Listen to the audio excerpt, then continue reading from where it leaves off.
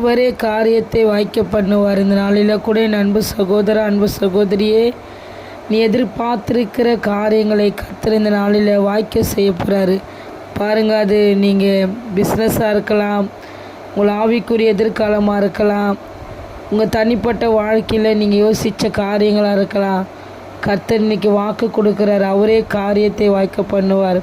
இந்த நாளில் கூட எல்லா நேரத்திலும் ஒரே ஒரு நம்பிக்கை வைங்க.